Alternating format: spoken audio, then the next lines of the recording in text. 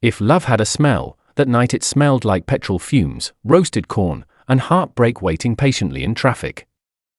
If you're new to this channel, just subscribe now and say it in the comment section.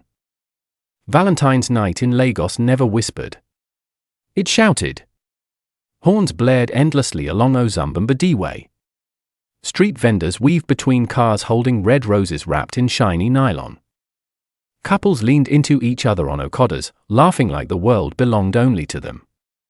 The city glittered under a humid sky, alive with promises, temptation, and expensive dinners. Tunde sat inside his black Toyota Corolla, engine humming softly beneath him, fingers drumming against the steering wheel. His phone glowed on the dashboard, displaying a reservation confirmation for 8:30 p.m. at a rooftop restaurant in Victoria Island. He had booked it 3 weeks earlier. Paid in full. Requested a private corner with a city view. He wanted everything perfect. In the inside pocket of his blazer was a small velvet box. Gold. Simple. Elegant. The kind of bracelet Adiz once admired while window shopping at the Palms Mall. She had laughed that day and said, "One day, my husband will spoil me like this." Tunde had smiled quietly and thought, why not me? Tonight was supposed to be the night he changed girlfriend to fiancé. His phone buzzed. 7:12 p.m. He picked it up instantly, expecting a sweet message about lipstick shades or traffic complaints. Instead, the words on the screen made his chest tighten. "Baby, something urgent came up. I'll explain later. Please don't be upset." He read it once. Twice. 3 times. Urgent? On Valentine's night? He called immediately. It rang. And rang. And then voicemail. Tunde leaned back in his seat and exhaled slowly. Calm down, he muttered to himself. Maybe it's work. Maybe it's family. Adiz worked as a marketing executive for a fashion brand. Last-minute events were common. Still, something about the message felt off. No details. No apology emojis. Just that careful sentence. Traffic crawled forward. A hawker tapped on his window, holding up heart-shaped balloons. "Oga, buy for your woman now. Valentine's special." Tunde forced a polite smile and waved him away. If only the hawker knew what was sitting in his pocket. He hated overthinking. It was something Adiz used to tease him about. "Tunde, your brain likes to create movies that don't exist," she would say, poking his forehead playfully. "Relax. Not everything is a conspiracy." So he tried to relax. But sitting idle in traffic made it worse. His thoughts grew louder than the horns outside. He needed distraction. Something to redirect his mind before doubt poisoned the night completely. Almost without thinking, he reached for his second phone mounted near the dashboard and opened his ride-hailing driver app. He didn't drive full-time. Only occasionally. Sometimes when he needed extra cash. Sometimes when he needed silence from his own thoughts. Driving strangers around Lagos gave him perspective. It reminded him that everyone carried unseen stories. The map blinked alive. Requests popped up and disappeared quickly. He adjusted his cap lower on his head and waited. Then one request appeared. Pickup, Lekki Phase 1. Destination, Eco Hotel and Suites. Passenger name, Adiz I. Everything inside him stopped. The noise outside faded. The horns, the music from nearby cars, even the hawkers shouting, all of it dissolved into a heavy silence that pressed against his ears. Adiz I. His fingers hovered over the screen. It could be another Adiz. Lagos had thousands. Adiz was not an uncommon name. But Lekki Phase 1? That was where she lived. An Eco Hotel? A Valentine hotspot. His heartbeat quickened. "This is madness," he whispered. "It's coincidence." The timer for accepting the ride ticked down. 15 seconds. 14. 13. He swallowed. If it wasn't her, he would laugh later at how dramatic he had been. If it was her? 8 seconds. 7. Before his courage could fail him, he tapped accept. The request locked in. Pickup confirmed. A strange calm washed over him. Not peace. Not yet. Just clarity. Whatever truth waited at Lekki Phase 1, he would see it with his own eyes. No assumptions. No imagination. Reality. He turned the car toward the third mainland bridge exit leading to Lekki, merging carefully between impatient drivers. The city lights reflected on his windshield like scattered stars. His phone displayed the estimated arrival time, 12 minutes. 12 minutes felt both too short and unbearably long. As he drove, memories crept in uninvited. The first time he met Adiz at a mutual friend's birthday in Sorelia. She had worn a yellow dress that made her skin glow under the party lights. She had laughed at one of his dry jokes, and he remembered thinking he could spend the rest of his life chasing that sound. He remembered their first fight. She accused him of being too guarded. "You don't let me in completely," she had said softly. He had promised to do better. He had tried. He remembered the day she told him about her ex, Femi. It ended badly, she had said. "We were young. It was toxic. I'm done with that chapter." He had believed her. Completely. The navigation voice interrupted his thoughts. "In 500 meters, turn right." His grip tightened on the steering wheel. "Relax," he repeated to himself. "You are just a driver tonight." But he wasn't just a driver. He was a man carrying a proposal in his pocket. A man who had imagined kneeling under soft rooftop lights. A man who had pictured her shocked tears of joy. Another buzz from his phone. A message from Adiz. "I'll call you soon. I promise." He stared at it briefly but didn't reply. What would he say? That he was on his way to pick her up? That fate had decided to play a cruel joke? He focused on the road instead. Lekki traffic thickened as he approached her street. Valentine's night had pulled half of Lagos out of their homes. Cars lined the roads. Security guards stood alert at gates decorated with fairy lights. He slowed down as the map guided him to the exact location. His chest felt tight, but his face remained composed. He adjusted his rearview mirror and pulled his cap slightly lower. If it was her, he wasn't sure he wanted to be recognized immediately. Not yet. The app signaled arrival. "You have arrived at your destination." He parked neatly by the curb, hazard lights blinking softly. For a brief second, he considered canceling the ride and driving away. Preserving the version of reality where she was still loyal. But that version already felt fragile. He inhaled deeply and rested his hands on the steering wheel. The gate ahead of him began to open. Two figures stepped out. From where he sat, he could only see silhouettes under the compound security light. One of them moved with a familiar grace. A tilt of the head. A certain swing of the hair. His pulse thudded in his ears. The figures walked closer to the car.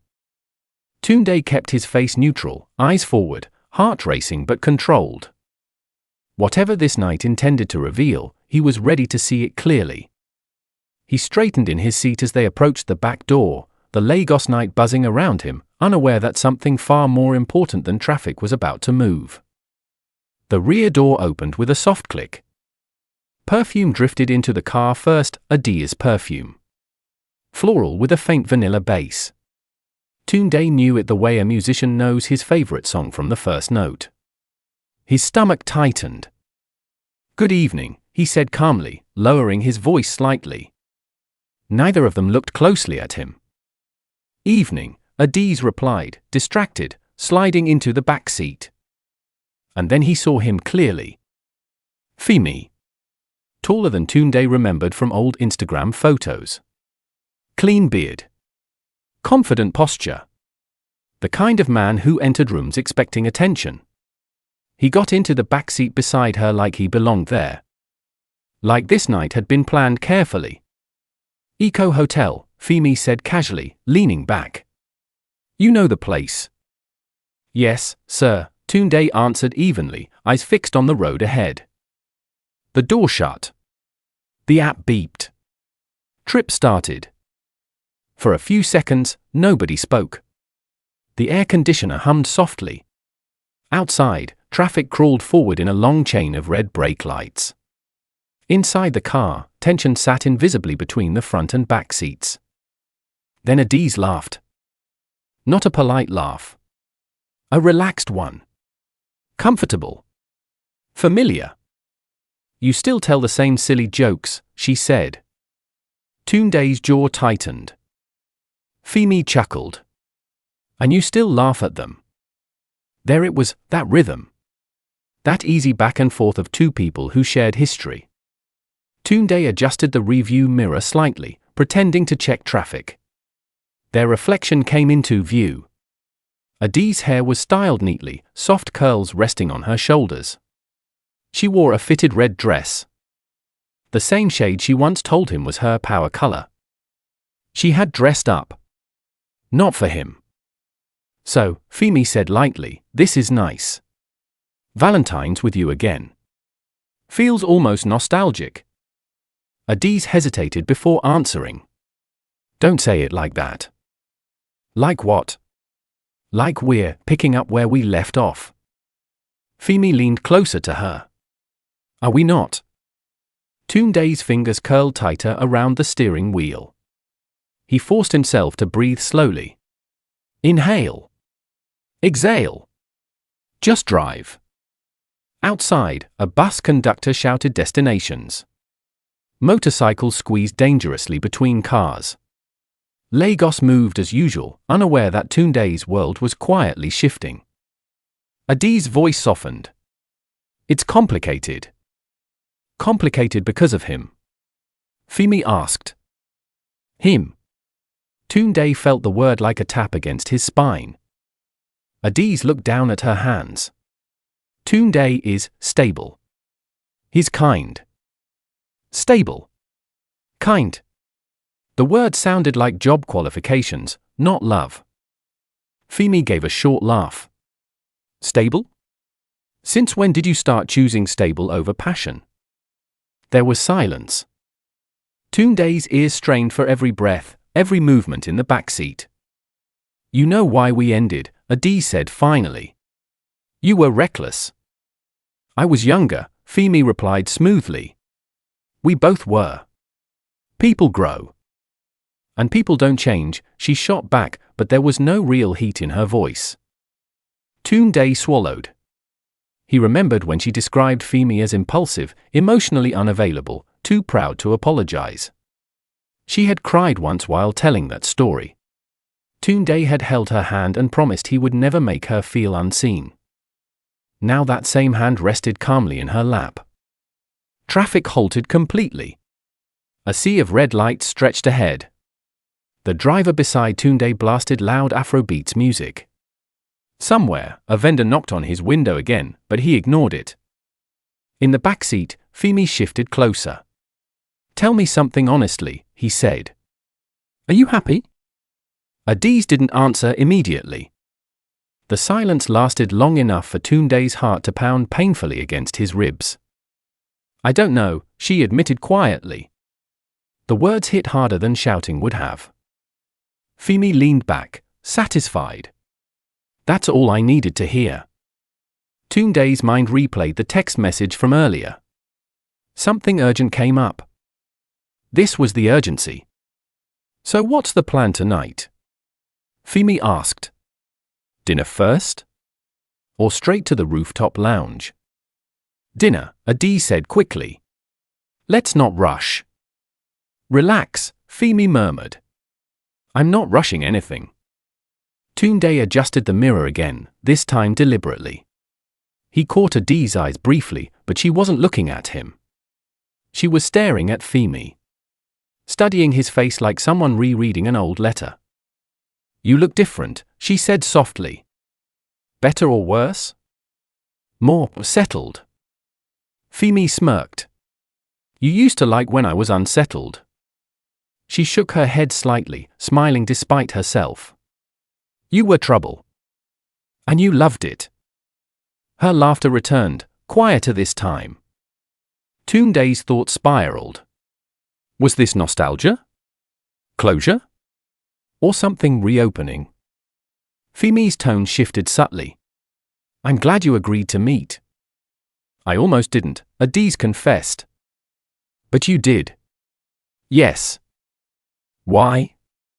Another pause. Tunde's heartbeat thudded louder. I needed clarity, she said carefully. Clarity. The word echoed in Tunde's mind. Femi tilted his head. Clarity about us. Yes. And? I haven't decided yet.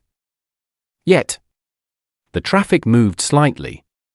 Tunde eased the car forward, mind racing but face composed. The city lights reflected in the rearview mirror, illuminating Adiz's expression. She looked thoughtful. Not guilty. Not afraid. Just thoughtful. Femi reached for her hand. Slowly. Deliberately. She didn't pull away. Instead, her fingers curled around his. Tunde saw everything in the mirror. The interlocked hands. The shared look. The familiarity. His chest burned. But he remained silent. Femi lowered his voice. You know I never stopped caring about you. Femi. It's true. Every relationship after you felt temporary. That's not my responsibility, she whispered. I'm not blaming you. I'm saying I was stupid. I thought I had time. I thought you'd always be there. Adiz looked out the window, watching Lagos blur past. Life doesn't wait for people to grow up. Then give me a chance to prove I have. Silence filled the car again. Tunde's hands felt numb on the steering wheel. He wanted to turn around. To shout. To ask her why. But something inside him insisted on hearing the full truth. Not assumptions. Not partial conversations. The full picture. Does he know you're here? Femi asked quietly. Adiz shook her head. No. You told him what? That something urgent came up. Femi laughed softly. So I'm urgent now. She didn't respond. Then Femi said the sentence that made Tunde's grip tighten painfully. I'm glad you chose to spend Valentine's with me instead of that guy.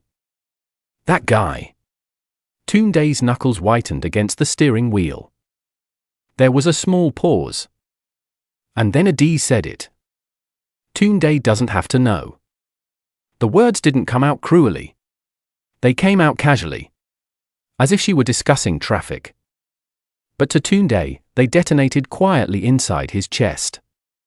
The car continued moving through the Lagos night, but something inside him had shifted permanently. He kept driving, eyes forward, heart steadying into something colder than anger. Not rage. Realization.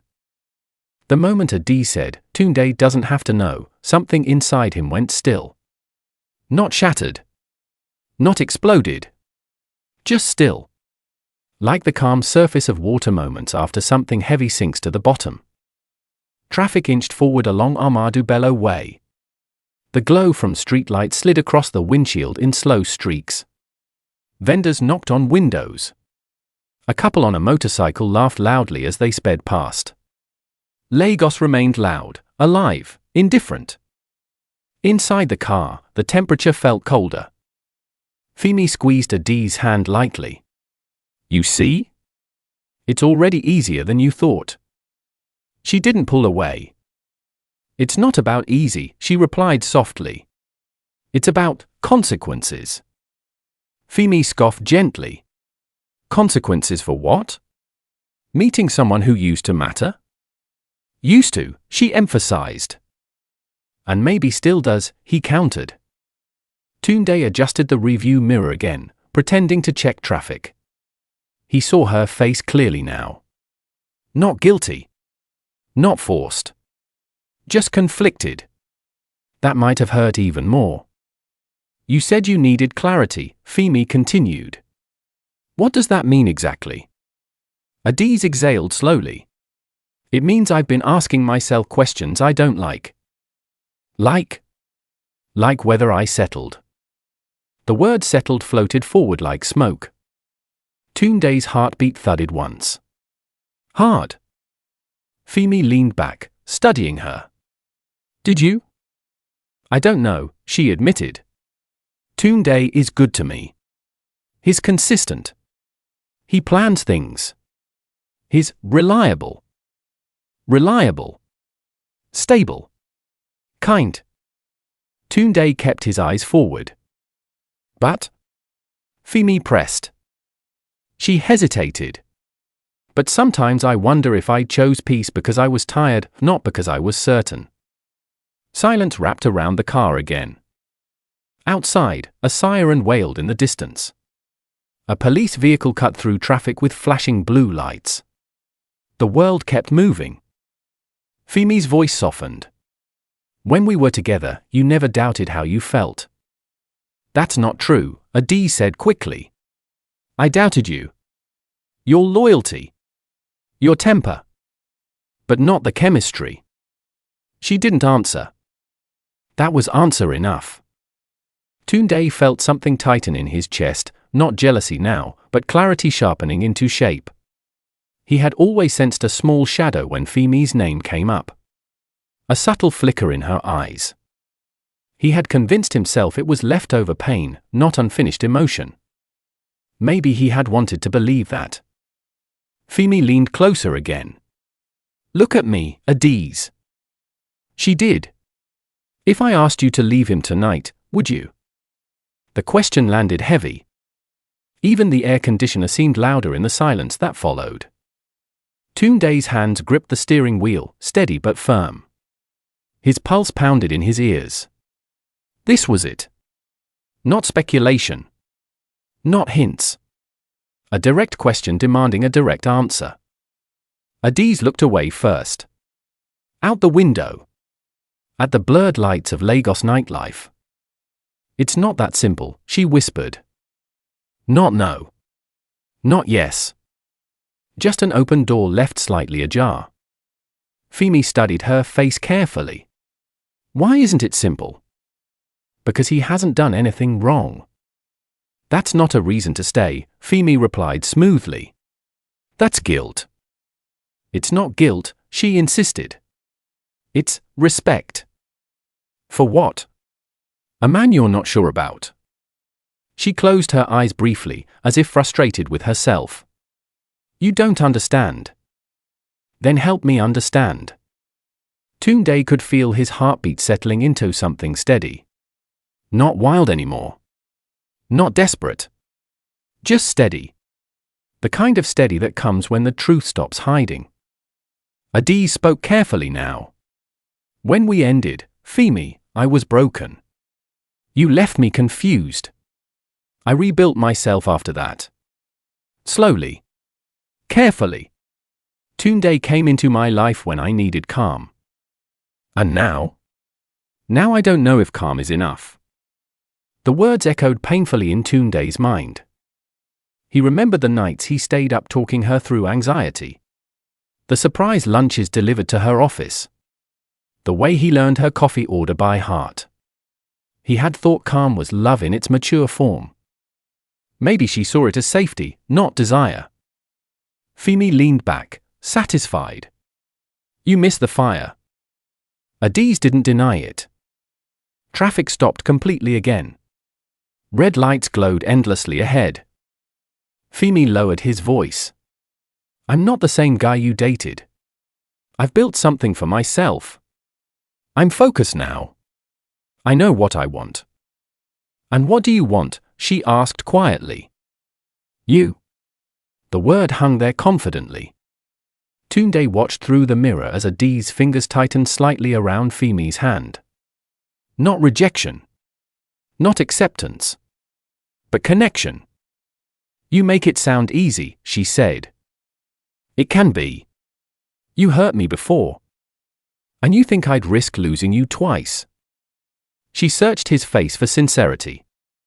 Tunde recognized that look. It was the same look she gave him the first time he told her he loved her. Measuring truth. You really think you've changed? She asked. I know I have. How? I don't run from commitment anymore. Tunde almost laughed at the irony. Commitment. On Valentine's night. In the backseat of another man's car. And if I leave him? Adiz asked slowly. Then we start again. Properly this time. And if you hurt me again? Femi leaned closer, lowering his voice intimately. Then you walk away knowing you gave it a real chance. A real chance. Tunde felt the final piece click into place inside him. This wasn't closure. This wasn't harmless nostalgia. This was a crossroads, and she was genuinely considering turning. The car finally began moving smoothly as traffic cleared closer to Victoria Island. Eco Hotel's lights glowed in the distance like a beacon. Adiz stared ahead, thoughtful. You always know what to say. And you always know how I feel, Femi replied. There was a softness between them now. Familiar. Intimate. Then, quietly, almost unconsciously, Adiz rested her head lightly against Femi's shoulder. It wasn't dramatic. It wasn't rushed. It was natural. That was what hurt most. Tunde saw it clearly in the mirror. Something inside him didn't explode. It didn't rage. It simply broke. But the breaking came with clarity. He wasn't listening anymore to confirm betrayal. He was listening to confirm who she truly was when she thought he wasn't watching. The hotel entrance grew closer. Security lights reflected off polished floors. Valets moved briskly between luxury cars. Couples stepped out dressed in elegance and expectation. Femi gently lifted Adiz's chin. Last chance, he murmured. Tell me to stop, and I will. She didn't. Instead, she looked at him in a way that said more than words could. Tunde slowed the car and signaled toward the drop-off point. His mind felt calm now. Heavy, but calm. He had all the clarity he needed. Eco Hotel rose before them in a wash of golden lights and polished glass. Valets in crisp uniforms moved swiftly between luxury cars. Laughter floated through the warm night air. It looked like a scene from a romantic movie, soft lighting, expensive perfume, love stories unfolding at every corner. Tunde eased the car toward the drop-off point. His heartbeat was steady now. Not frantic. Not confused. Just steady. In the back seat, Femi adjusted his cufflinks. Adiz smoothed her dress and checked her reflection in her phone screen. She looked beautiful. Radiant. Prepared for a night she had claimed was urgent. Looks packed, Femi muttered. It's Valentine's, Adiz replied softly. Yes. And you're here with me. She didn't correct him. The car came to a complete stop. Trip complete. For a brief second, nobody moved. Femi leaned slightly toward Adiz, lowering his voice. Let's not overthink tonight. Just feel. Adiz hesitated, but she didn't pull away. Tunde's fingers hovered over the central lock button. His reflection stared back at him in the rearview mirror. Calm eyes. Controlled breathing. A man who now understood everything. Before Femi could move any closer, Tunde pressed the lock.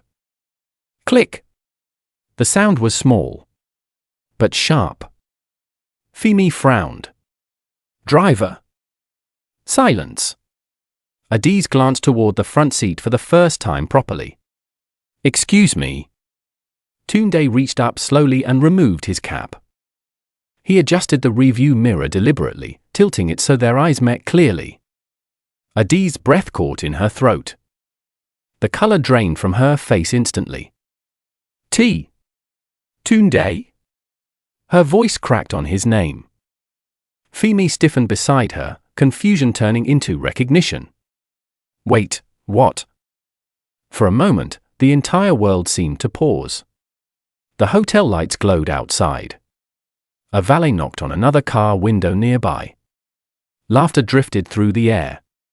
But inside the vehicle, everything was frozen. Tunde turned slightly in his seat, not fully, just enough to face them. His expression wasn't angry. It wasn't loud. It was calm. So this is the urgent thing, ABI. His tone was measured. Controlled. Almost gentle. Adi's hand slipped from Femi's immediately, as if the contact had burned her. Tunde, this isn't. Femi tried to speak, but no words came out. His earlier confidence evaporated, replaced by visible discomfort. How long? Tunde asked quietly. Adi shook her head rapidly. It's not what you think. Tunde raised an eyebrow slightly. I think I've heard enough. Her eyes filled instantly with tears. You were driving. Yes. You accepted the ride. Yes. She covered her mouth with her hand, horror washing over her features. Oh my God. Femi cleared his throat, attempting composure. Look, man. Tunde lifted a hand calmly, stopping him mid-sentence. Please. Don't. The firmness in his voice silenced him. Outside, a hotel attendant approached their car, confused why the passengers hadn't exited yet. Tunde lowered his window slightly and gave a polite nod. Just a minute. The attendant stepped back. Inside the car, Adi's breathing grew uneven. Tunde, I was going to tell you. When? He asked evenly. After dinner. She flinched. It was just a conversation, she insisted weakly. Tunde looked at her steadily through the mirror. About leaving me? Her lips parted, but no denial came. Femi shifted uncomfortably. Bro, she said she was confused. That's all. Tunde finally turned his gaze fully to Femi. His eyes were calm, but cold. And you're helping her find clarity. Femi didn't respond. Adi's tears began to fall now. It wasn't supposed to happen like this. Tunde nodded slowly. You're right. Another heavy silence settled between them. There was no shouting. No dramatic insults. No raised voices. The absence of chaos made the moment heavier. Tunde unlocked the doors. Click. You can go, he said quietly. Adi's hesitated. Tunde, please. You have dinner reservations, he reminded her gently. The word stung more than anger would have. She stepped out of the car slowly, her heels touching the pavement unsteadily. Femi followed, avoiding eye contact. But Tunde wasn't done. He rolled down the window halfway. Adi's. She turned immediately. Tears streaked down her cheeks. Yes? He reached into the inside pocket of his blazer. Slowly. Deliberately. Femi watched, tense. Tunde pulled out the small velvet box and placed it on the dashboard where both of them could see it clearly. Adi's breath caught again. I was going to ask you to marry me tonight, he said calmly. The world outside continued moving. A couple nearby laughed as they posed for photos.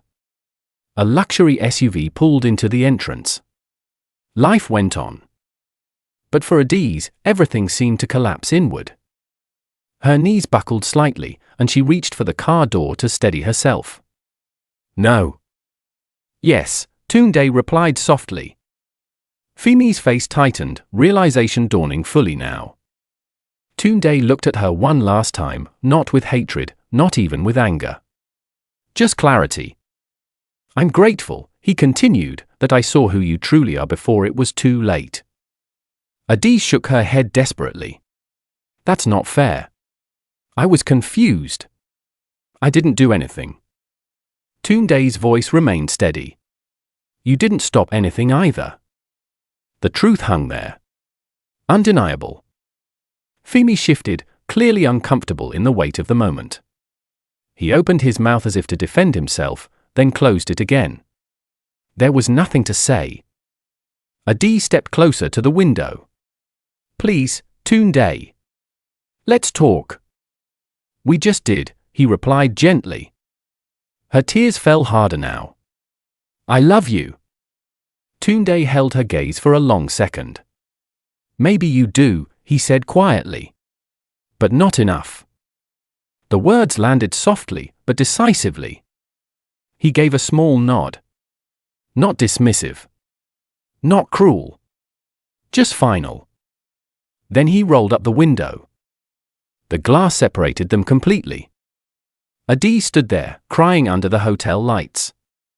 Femi stood beside her, silent and uncertain. Tunde shifted the car into drive. As he pulled away from the entrance, he didn't look back. Not because it didn't hurt, but because he already had all the answers he needed. The moment the hotel lights disappeared behind him, Lagos felt different. The same traffic. The same noise. The same restless energy. But inside Tunde, something had settled into place. Not peace. Not yet. But certainty. He drove without music. Without rushing. His hands rested lightly on the steering wheel, steady and controlled. The velvet box remained on the dashboard where he had placed it. The small gold bracelet inside suddenly felt heavier than it had all evening. His phone buzzed. Adi's. He let it ring. It buzzed again.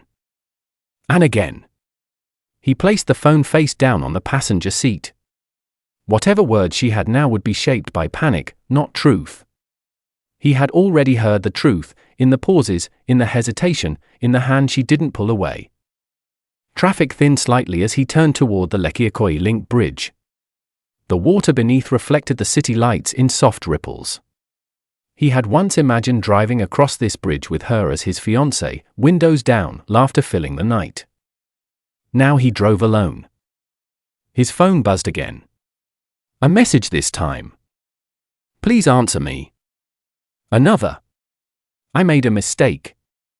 Another. Let's talk. I can explain. Tunde inhaled slowly and exhaled through his nose. Explain what? That confusion feels different when you think you won't be caught? That clarity changes when consequences appear? He stopped at a red light and finally picked up the phone, not to respond, but to read the last message that came in. I was scared. He stared at those words for a long moment. Scared of what? Losing him? Or losing options? The light turned green. He dropped the phone back onto the seat and continued driving. His mind replayed the night, not with anger, but with analysis. Every word. Every glance. Every silence. If he hadn't accepted that ride request, he would have proposed tonight. She would have cried happy tears. She might have said yes. And he would have married a woman who wasn't sure. That thought chilled him more than betrayal itself. He exited the bridge and pulled into a quiet roadside parking area overlooking the water. For the first time since leaving the hotel, he turned off the engine. Silence. The city hummed faintly in the distance. Tunde leaned back in his seat and closed his eyes briefly. The hurt was there. Sharp. Real. But beneath it was something stronger, a strange gratitude. He reached for the velvet box and opened it. The gold bracelet shimmered softly under the streetlight glow. He imagined sliding it onto her wrist. Imagined her smiling. Imagined building a future on a foundation that now felt cracked. He closed the box gently. His phone buzzed again. This time, a call from his best friend, Chaik. Tunde hesitated, then answered. Guy. Where are you? Chaik's voice boomed cheerfully. Don't tell me you've proposed already and you didn't video call me. Tunde gave a faint smile. Plans changed. Changed how? There was a brief pause. Tunde considered lying. Pretending everything was fine. But he was too tired for pride. I drove her to Eco Hotel tonight, he said calmly. And? She wasn't alone. Silence filled the line. With who? Chaik asked slowly. Her ex? Another silence. Longer this time. Are you serious? Yes. Chaik exhaled sharply. What did you do? I dropped them off. That's it. That's it. You didn't cause a scene. No. Chaik went quiet for a moment before speaking again, his tone softer now. Are you okay? Tunde looked out over the dark water. I will be. Come over, Chaik said immediately. Don't stay alone tonight. Tunde considered it. The temptation to drown the night in noise and distraction was strong. But something inside him wanted stillness. I'm good, he replied. I just needed to see clearly. And? I saw. Chaik sighed. I'm sorry, bro. Don't be, Tunde said quietly. Better now than after vows. That hung heavy between them. True, Chaik admitted. Still hurts though. Yes, Tunde agreed. It does. They stayed on the phone a few minutes longer, not talking much. Just presence. Then they hung up. Tunde sat alone again. His phone buzzed once more. Another message from Adiz. I'm outside your apartment. He frowned slightly. She moved fast when cornered. Another message followed. I'm not leaving until you talk to me. Tunde stared at the screen for a long time. Part of him wanted to drive there immediately. To confront. To hear her cry. To test if her regret felt genuine. But another part, the calmer, clearer part, recognized something important. Regret after exposure is not the same as loyalty before temptation. He typed slowly. I won't be home tonight. Go back.